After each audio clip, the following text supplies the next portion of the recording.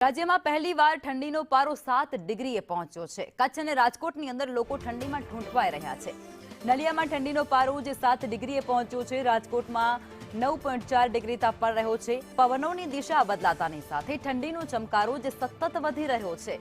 અમદાવાદ અને ગાંધીનગરમાં પણ તાપમાન મધ્યમ નોંધાયું છે। ગાંધીનગરમાં 13.2, ડીસામાં 11.1 ડિગ્રી તાપમાન, ભુજમાં 11.4, ભાવનગરમાં 14 ડિગ્રી તાપમાન, તો પોરબંદરમાં 11.4, કેશોદમાં 10.3 ડિગ્રી તાપમાન રહ્યું છે। સંવાદદાતા દિવ્યા અમારી સાથે લાઈવ જોડાઈ ચૂક્યા છે।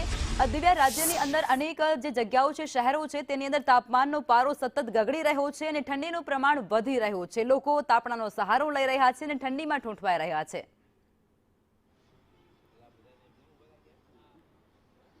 લખમાં અમદાવાદમાં રિવરફ્રન્ટ વોકિંગ માટે લોકપ્રિય બની છે અને વહેલી સવારથી જ અમદાવાદમાં ઠંડીનો ચમકારો પણ વધ્યો છે। ત્યારે લોકોનો ધસારો ગાર્ડન હોય કે મોર્નિંગ વોક હોય ત્યાં પણ એ જ પ્રકારે જોવા મળતો હોય છે।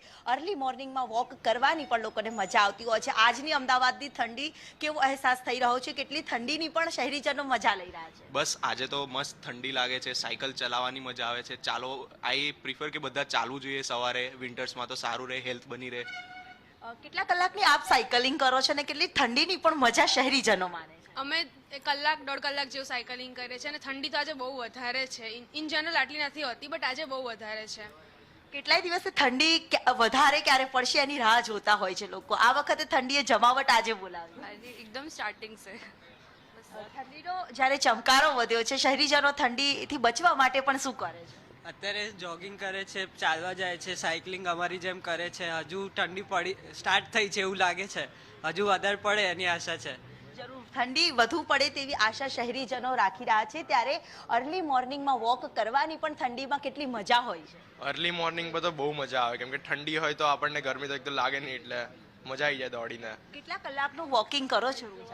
અમે મિનિમમ 45 મિનિટ્સનું વોક કરીએ છીએ, એટલે શું હેલ્થ પણ બની રહે અને ઠંડી છે તો મજા પણ આવે। જરૂર, એટલે અર્લી મોર્નિંગમાં ઠંડીની એક મજા છે તે શહેરીજનો માણતા નજરે પડી રહ્યા છે। અમદાવાદના રિવરફ્રન્ટ હોય કે પછી બગીચા હોય, બાગ હોય, ત્યાં પર તમામ લોકોનો ધસારો છે। તે અર્લી મોર્નિંગમાં અવનવી એક્સરસાઇઝ સહિતની સાયકલિંગ કરીને પણ ઠંડીની મજા માણતા શહેરીજનો છે તે નજરે પડી રહ્યા છે।